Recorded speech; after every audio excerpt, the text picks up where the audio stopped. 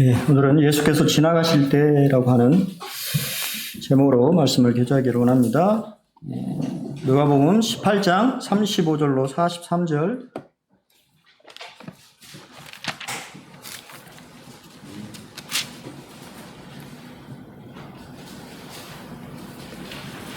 다 찾으셨죠? 같이 교독해서 읽겠습니다. 35절. 여리고에 가까이 가셨을 때 한 맹인이 길가에 앉아 구걸하다가 그들이 나사렛 예수께서 지나가신다 하니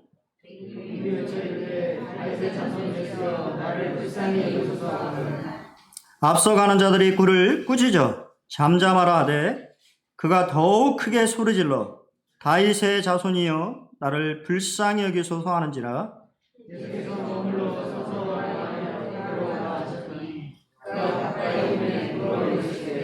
내게 무엇을 하여 주기를 원하느냐? 이르되 주여 보기를 원하나이다.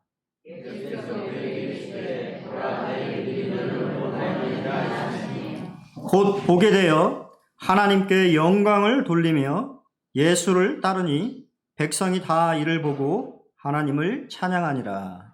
네, 감사합니다.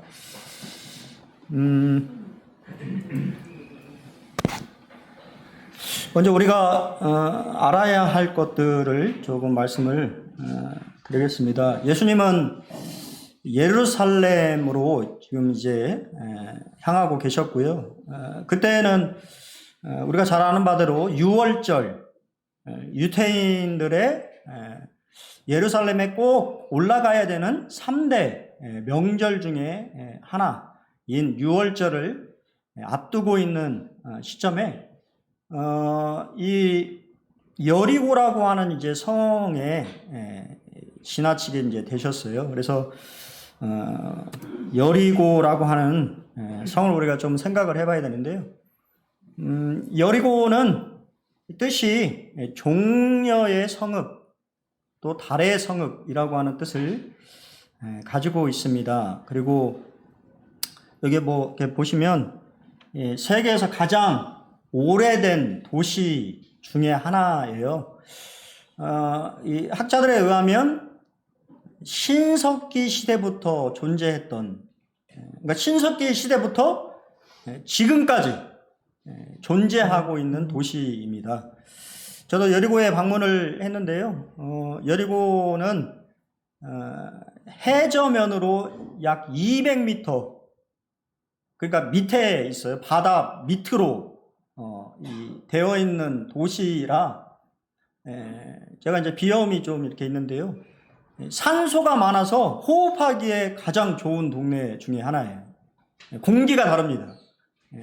숨쉬기가 아주 편하고 사람이 살기에 상당히 좋은 오아시스가 있기 때문에 그러니까 사람들이 살 수 있었다라고 하는 것은 그곳에 샘이 있었다라고 하는 거예요. 물이 계속 흐르는 지하수가 흐르고 있기 때문에 사람들이 석기 시대, 이 신석기 시대부터 사람이 살 수 있었던 동네고, 여러분이 혹시 이제 성지순례에 가시면 이곳에서는 유대인을 만날 수가 없어요.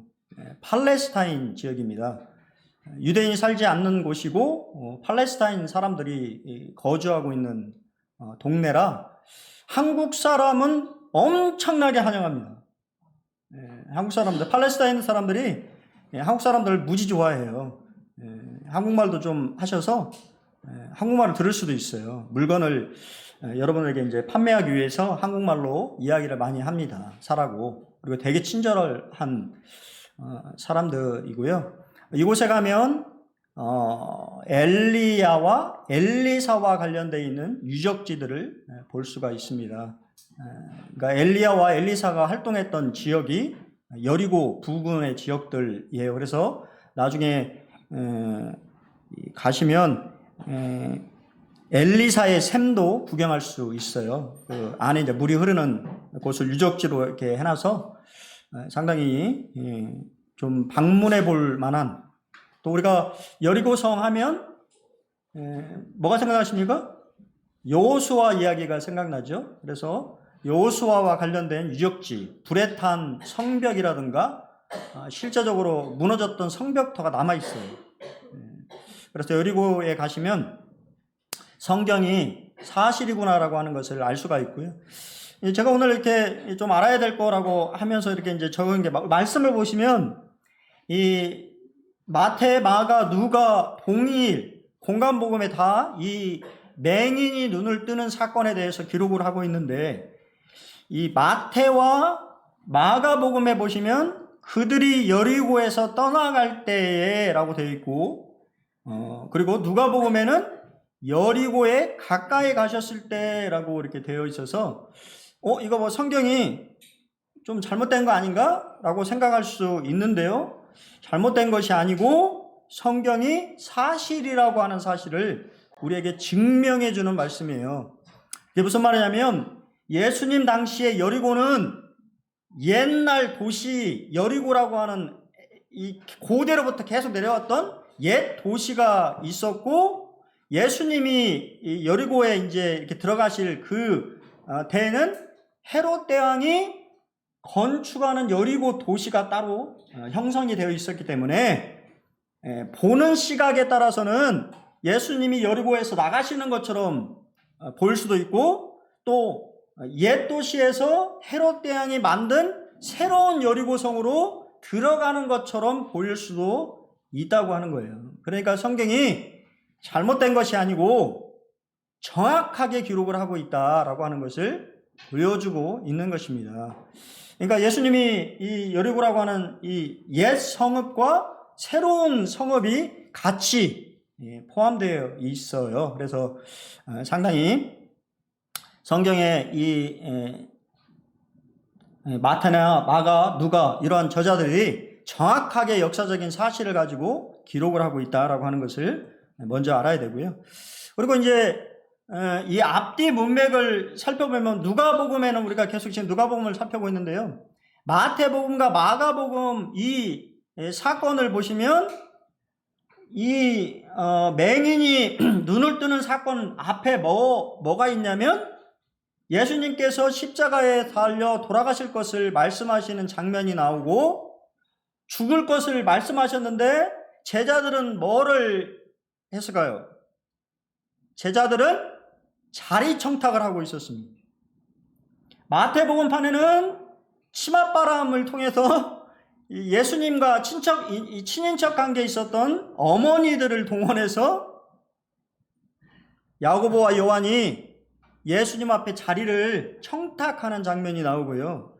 마가복음판에는 어머니가 아닌 야고보와 요한이 예수님 앞에 예수님 좌우편에 앉게 해달라고 하는 부탁을 하는 장면이 나옵니다. 근데 왜 누가는 그 이야기를 빼버렸을까요? 그것은 바로 이유가 있기 때문이에요. 이 재밌는 것은 자리 청탁을 한 후에 예수님이 뭐라고 말씀하셨냐면 제자들이 이것을 하나도 깨닫지 못한 영적인 맹인이다라고 말씀하셨어요. 그리고 나서 너희는 영적인 맹인인데 여기 눈뜬 사람이 있다라고 하는 이야기를 하고 있는 것입니다. 그리고 누가는 아예 그 이야기를 빼고 믿음으로 눈을 떠야 된다라고 하는 사실을 강조해서 우리가 누가복음 누구에게 보내는 편지죠? 데오빌로 카카라고 하는 로마의 아주 이 지위가 높은 그러한 인물에게 보내는 편지였기 때문에 또 동일하게 이방인에게 보내는 편지였기 때문에 이런 유태인들의 제자들 이러한 부분들을 살짝 제하고 영적인 눈을 뜰 필요가 있다라고 하는 것을 더 강조하기 위해서 사건을 이렇게 배치한 것 같습니다. 예수님은 이 야고보와 요한이 제자들이 자리를 청탁했을 때 동일하게 물으셨죠. 너희에게 무엇을 하여 주기를 원하느냐. 그러니까 야고보와 요한이 우리는 주의 좌우편에 앉기를 원합니다 라고 청탁합니다. 누가복음판에는 네가 무엇을 하여 주기를 원하느냐고 소경에게 묻자 주여 보기를 원하나이다. 오늘 이 아침에 주님이 여러분들에게 내가 너희에게 무엇을 하여 주기를 원하느냐라고 물으신다면 여러분 무엇을 구하시겠습니까? 솔직하게. 저한테 얘기하지 마시고 속으로. 뭐를 원하시겠어요? 내가 무엇을 하여 주기를 원하니? 엘리야는 엘리사를 떠나면서 비슷한 얘기를 하죠. 내가 내게 어떻게 해주기를 원하냐? 무엇을 해주면 좋겠냐? 엘리사는 뭐를 그랬습니까? 당신의 영감이 갑절이나 내가 있기를 구하나이다. 영적인 것을 구한 것이죠. 영적인 식견, 통찰력, 우리말로 이제 통찰력이라고 하는 것이죠. 무엇인가를 바라볼 수 있는 영적인 통찰력을 2배나 주십시오. 여러분 무엇을 구하시겠습니까? 이날 아침 주님이 여러분에게 내가 너에게 무엇을 해주기를 원하느냐고 물으신다면 뭐라고 대답을 하시겠습니까? 사람들이 예수님이 이제 예루살렘으로 향하고 계시기 때문에 많은 사람들이 예수님을 따랐습니다.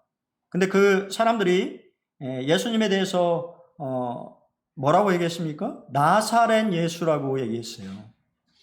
지나가신 분이, 소경이 물었거든요. 지나가신 분이 누굽니까? 왜 이렇게 사람들이 많이 몰려있지요? 무슨 일이 있습니까? 나사렛 예수가 지나간다고 그렇게 얘기를 한 거예요, 사람들이. 많은 사람들의 생각 속에는 예수는 그냥 4대 성인의 하나, 이 세상에 그냥 사랑이라고 하는 것을 전한 기독교의 종교의 어떤 창시자 정도로만 생각하는 사람들이 정말 많이 있다고 하는 거예요. 그들에게는 그저 예수는 나사렛이라고 하는 별 볼 일 없는 동네의 그리고 십자가에 죽어버린 실패한 것 같은 별 볼 일 없는 이름을 가진 그러한 사람들이었다라고 하는 것입니다. 그럼 그런 사람들에 대해서는 예수님 어떻게 하실까요? 지나가시는 거예요. 그들하고는 아무 관계가 없는 것입니다. 하지만 신기하게도 이 눈을 볼 수 없는 맹인은 예수님의 구약에서부터의 메시아에 대한 칭후인 다윗의 자손 예수라고 하는 이름으로 알고 있었다라고 하는 거예요. 그리고 그 이름으로 그분을 불렀다라고 하는 것입니다. 그 부름은 예수님을 멈추게 했다고 하는 거예요.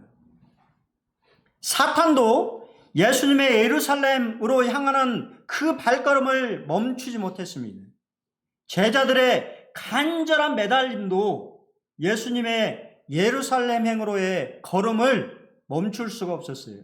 하지만 맹인의 예수님을 정확히 알아본 맹인의 간절한 부르짖음에는 그 발걸음을 멈추셨다고 말입니다.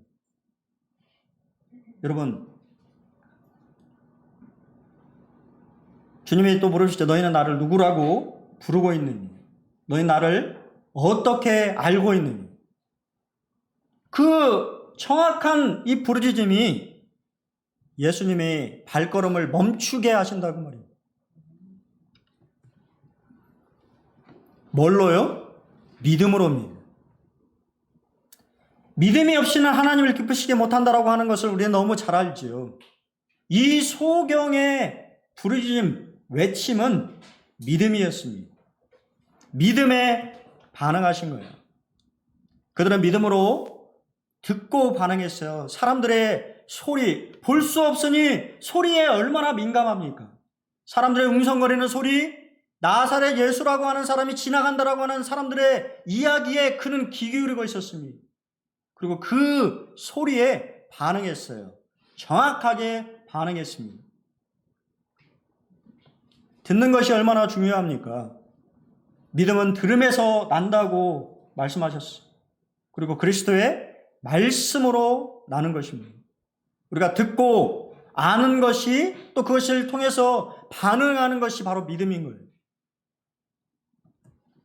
그들은 무엇을 구했습니까? 자비를 구하였습니다.